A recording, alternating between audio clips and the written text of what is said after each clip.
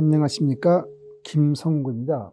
오늘은 무엇이 불교인가, 그리고 무엇이 불교가 아닌가라는 시리즈 강의 제4부 가운데 5번째 강의를 시작하겠습니다.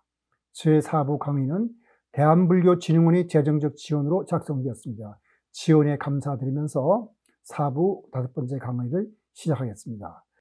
윤회를 말하는 대표적인 사람들은 불교와 힌두교인들로서, 윤회는 불교와 힌두교의 수행자들이 선정 가운데서 체험한 것이지만은 선정 체험이 아니더라도 서로 관련이 없는 다른 분야와 영역에서도 사후세계나 윤회에 관해서 얘기합니다.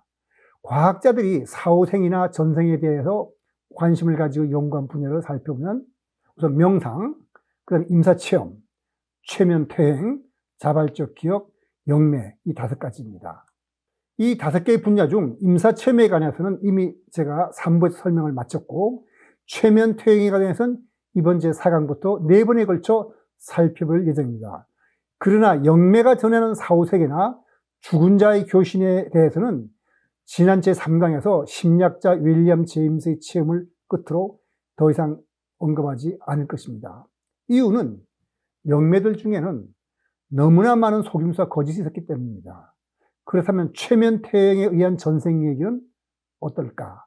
이런 생각을 우리가 해볼 수 있습니다. 그리고 선정 가운데 체험한 전생과는 어떤 차이가 있을까?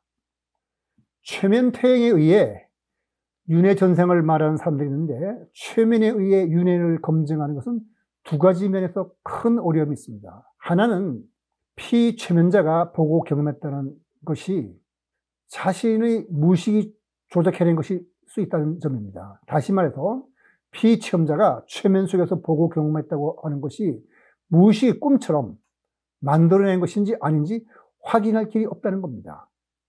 또 다른 문제점은 피최면자는 최면자의 암시에 의해 무의식 속에 저장된 기억을 왜곡할 수도 있고 자신의 전생을 만들어낼 수도 있다는 점입니다.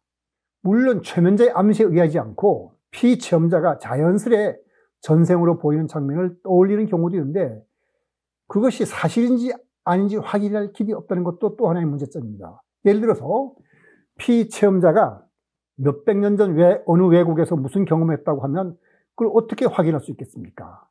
이런 문제점이 있음에도 불구하고 최면퇴행은 주목해볼 가치가 있습니다. 적어도 의학적으로는 큰 가치가 있습니다.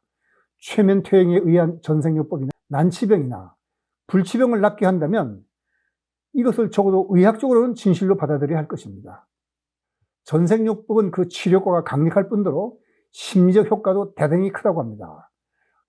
전생과 최면요법을 저술한 동아대학교 설기문 교수에 의하면 전생퇴행을 경험하고 나면 종교인은 더욱 신앙심이 깊어지고, 종교가 없는 사람도 영혼의 세계나 절대자의 존재에 대해서 진지하게 생각하게 되며 종교 간의 대립과 갈등을 뛰어넘어 모든 생명체를 아끼고 사랑하는 생명 존중의 마음이 생겨난다고 합니다. 그렇다면 인간이 마음이 이렇게 넓고 평화롭게 된다면 또 연구돼 볼 가치가 있는 거죠. 그러니까 최면퇴행을 경험한 사람들의 인생관이 좋은 쪽으로 바뀌는 것은 분명히 최면요법의 긍정적인 측면이지만, 최면퇴행에서 보는 전생은 피최면자의 무의식이 조작해낸 것일 가능성이 또 있기 때문에 먼저 선정과 최면에서 보는 내용의 차이점에 대해서 짚고 넘어가도록 하겠습니다. 이 차이점을 알아보는 것이 바로 선과 선수행의 의미를 바르게 이해하는 데 도움이 되고, 또 최면퇴행의 의미를 이해하는 데도 도움이 될 것이기 때문입니다.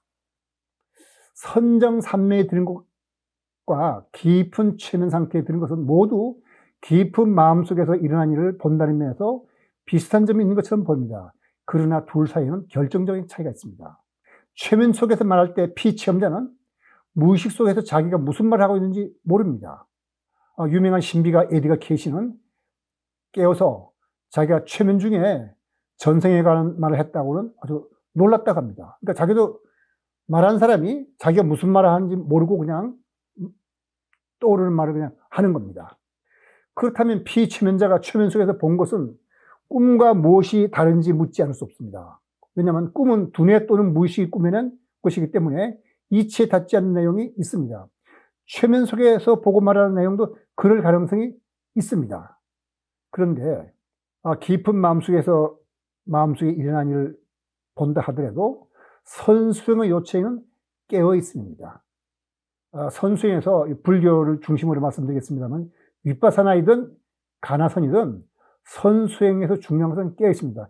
아주 생생하게 깨어 있는 상태에서 자기 마음에서 무엇이 일어난 일을 보는 거고 자기 몸에서 뭘 느끼는지 그걸 생각하며 말하고 행동하기 때문에 자기가 보고 있는 것이 무엇인지 무슨 말을 하는지 정확하게 알고 있습니다. 그러니까 설인정의 여러 단계를 설명하는 부처님의 설명은 이런 말이 자주 납니다. 제가 굉장히 줄인 건데 나는 내가 원하는 대로 초선에 든다. 그러니까 선의 첫 번째 경계에 든다는 말이죠. 근데 그냥 어떻게 하다 보니까 드는 것이 아니고 내가 원하는 대로 내가 깨워서 어떤 과정을 거쳐서 든지를 내가 아는 겁니다. 그 다음에 그걸 거치고 나면 나는 내가 원하는 대로 두 번째, 세 번째 단계를 거쳐서 여덟 번째 끝나고 나면 불교에서 말하는 아홉 번째 단계인 멸진정에 드는 겁니다.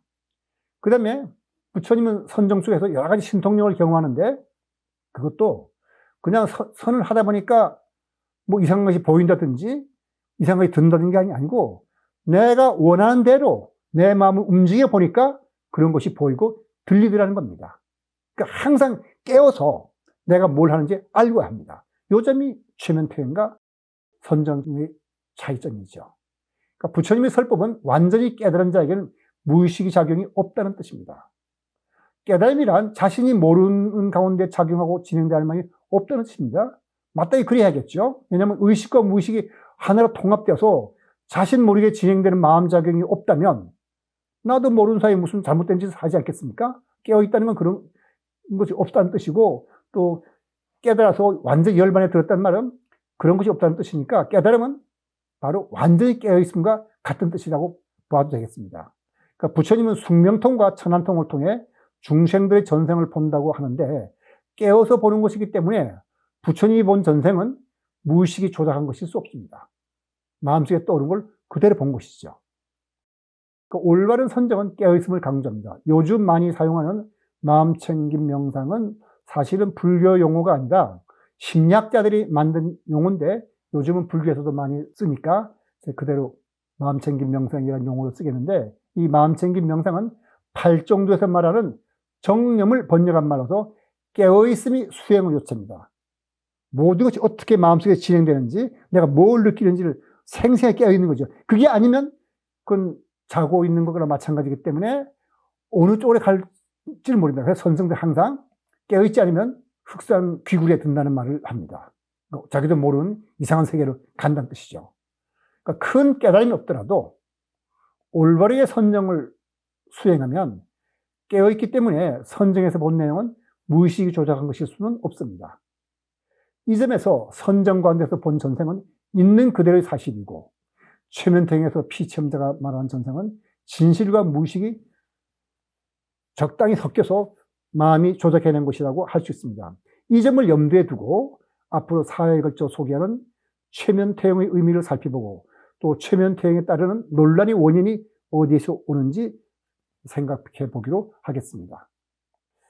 오늘날에는 최면을 통한 전생 연구에 관심을 가진 정신과 의사나 기타 심리요법가들이 많이 있지만 옛날이라서 크게 오래된 것이 아니라 1940년대, 50년대 얘기입니다. 그때만 하더라도 정규 교육을 받은 의사가 전생 연구에 관심을 갖는 것은 쉬운 일이 아니었습니다. 왜냐하면 이상한 짓을 한다고 이상한 눈으로 쳐다보기 때문에. 그러나 치료 과정에서 피험자가 우연히 과거세로 돌아가 뜻밖의 치료 효과가 나타나자 전생요법은 심리요법가들 사이에서 큰 관심을 끌게 됩니다.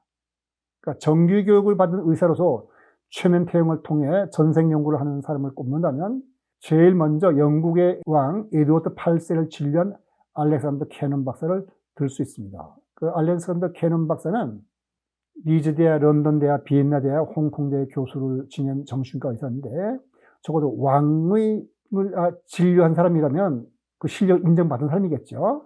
정신과 의사로서 업적을 인정받아서 영국에서 기사자기를 받고 또 유럽의 9개 대학에서 학위를 받은 사람입니다. 이 사람이 최면퇴행을 통해서 윤회를 확인했다고 주장합니다. 그 알렉산더 캐넌은 일반적인 정신요법으로 치료가 어려운 환자에게 최면요법을 사용했는데, 최면을 당하는 사람들이 뜻밖에도 최면 중에 전생의 이 얘기를 하는 겁니다. 그 전생의 일을 말하라고 암시를 준 것이 아닌데 피최면자 스스로가 전생을 말하는 겁니다. 그래서 이 처음에는 알렉산더 캐논은 이런 임상 증거를 여러 번 접하면서도 윤회라는 건 있을 수 없다고 거부하려고 했다는 자신의 경험을 책으로 써서 파워 위딘이라는 책을 씁니다. 이렇게 말하고 있습니다. 더 파워 위딘 170페이지에 보면 이런 말입니다. 내게 윤회론은 악몽과도 같았다. 나는 최면술에 의해서 혼수 상태로 빠진 피최면자들이 헛소리를 하고 있다는 것을 증명함으로써 이러한 재생설을 반증해보려고 최선을 다했다. 말도 안 되는 얘기라며 내담자들과 다투기로 했다. 그러나 내담자들이 전생을 떠오르는 일이 끄지지 않았다.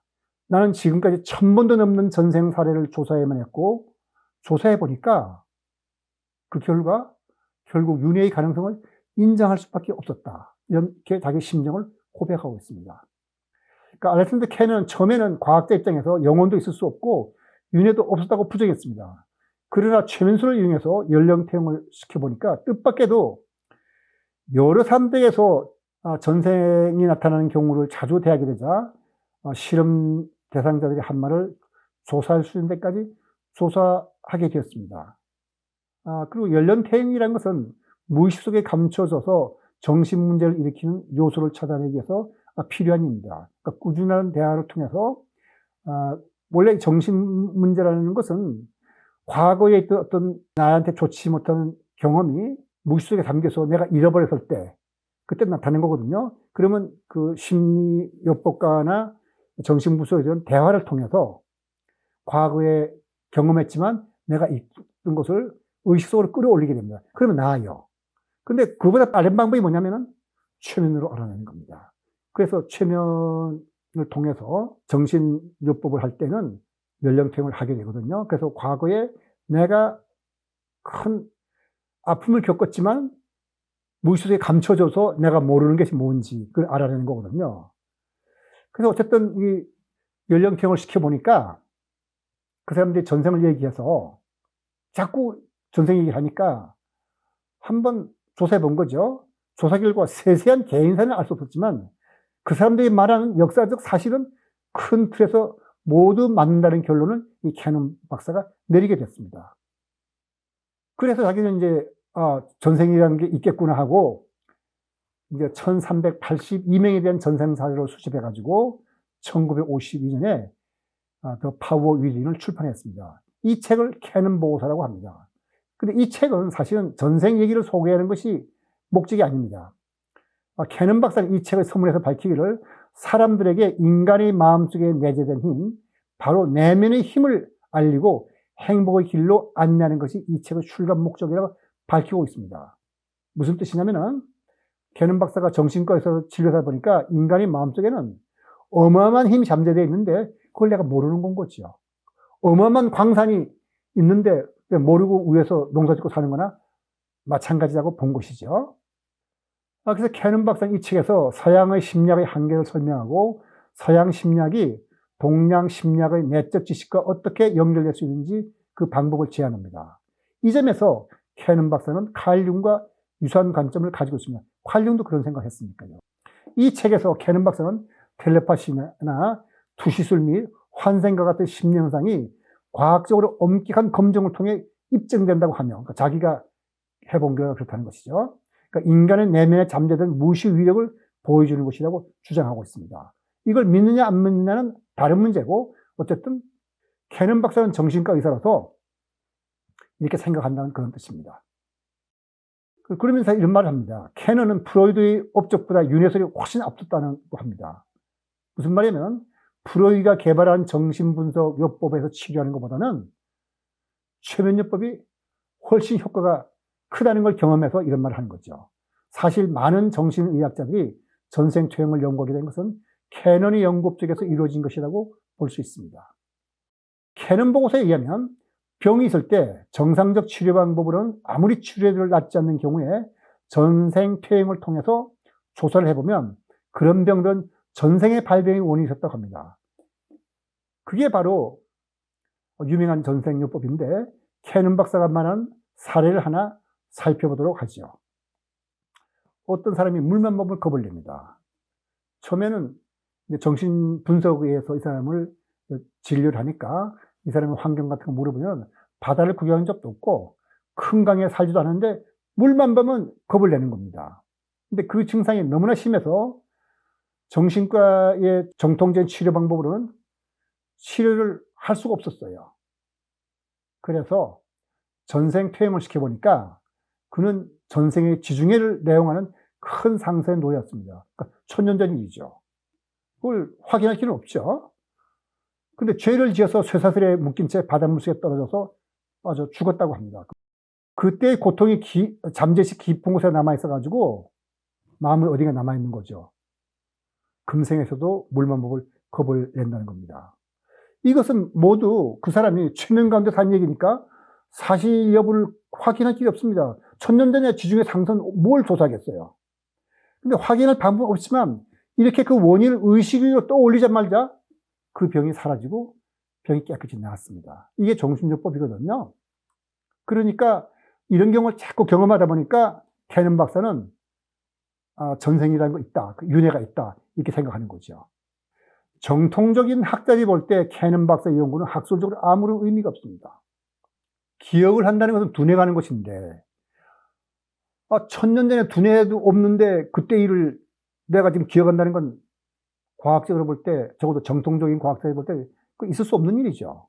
비록 그 최면자가 얘기한 사건들이 기록된 역사적 사실과 부합한다 하더라도 그건 왜 그런지 모르지만은 그걸 전생의 기억이라고 할 수 없다는 것이 주류학계의 견해입니다.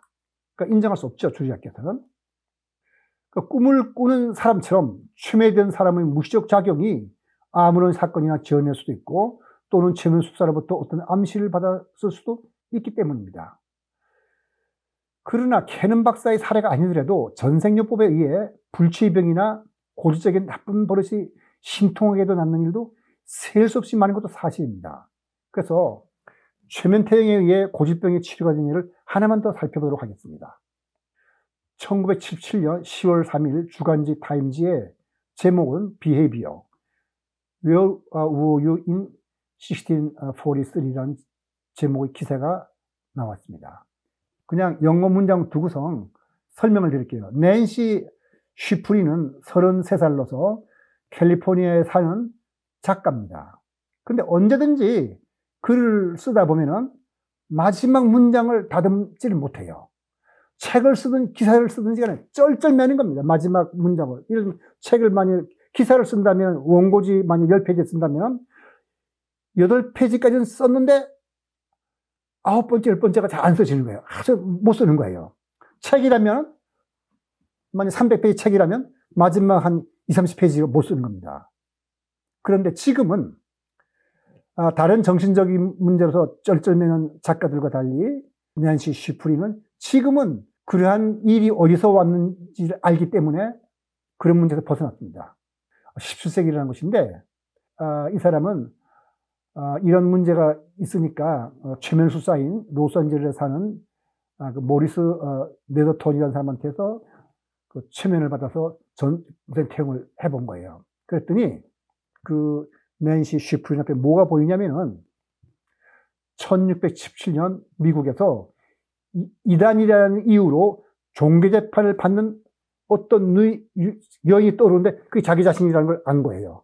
그러니까 300년 전에 자기 모습을 봤는데 300년에 자기가 이단이라는 이유로 종교재판을 받는 거예요. 무섭거든요. 이단으로 재판받아서 마녀라고 낙에 찍히면 화형에 처해지니까. 그러면서 그때 봤더니 그 여인은 조사관들한테부터 그 일기장을 감추려고 막 노력하는 자신의 모습을 본 겁니다. 왜 감추겠어요? 일기장에는 자기가 이단이라는 증거가 있는데 그걸 그 조사관이 보면은 이제 낙이 찍힐 때, 마녀 낙이 찍힐 테니까. 그래서 감추려는 거예요. 바로 그 버릇이 남아있는 거예요. 그러니까 책을 쓰든 뭐를 쓰든지 간에 자기가 완성된 글이라 그러면 그게 뭐가 증거서 돼갖고 그 화를 당하는 그 트라우마 때문에 그게 아직도 300년 일이 남아가지고 책을 쓰더라도 그 책을 감춰야겠어요. 감추려면 끝을 마무리하지 말아야 되죠. 근데 지금은 아무 문제가 없습니다. 뭐라 그러냐면, 지금은 마치 모든 것이 지우개로 깨끗이 지워지듯이 아무 문제가 없다. 그다음부터는 글 마무리를 잘하는 겁니다. 타임즈는 흥미 위주의 자극적인 보도를 일삼는 황색 저널이 아닙니다. 그러니까 타임즈에서 전생요법을 소개할 때는 그만큼 전생요법이 효과가 있기 때문입니다. 그 피체험자가 말하는 전생이가 사실인지 아닌지를 확인하는 것은 어려운 일인데, 왜냐하면 대체적으로 몇백 년 전이 먼 날에서 일어난 얘기거든요. 그러나 전생이 허구이든 아니든 최면에 의한 전생요법은 효과가 있는 것도 사실입니다. 최면 퇴행에 의해 전통적 요법으로는 고칠 수 없는 질병을 고치는 경우가 종종 일어나자 캐나다 토론토 대학의 정신과 교수 히튼 박사는 최면 퇴행에 의해서 남들이 못 고치는 병을 다 고쳤어요. 그러자 이 사람은 실패 처리 박사라는 별명을 얻었습니다. 그렇다면 전생이라는 게 정말 있는 것인지 조사해보는 것도 흥미있는 일이죠. 그리고 필요한 일이라고 생각하는 사람도 있게 마련입니다. 그래서 오늘 강의는 여기서 마치고 다음 제6강에서는 브라이드 머피를 찾아서 살펴보기로 하겠습니다. 오늘 강의는 여기서 마치도록 하겠습니다.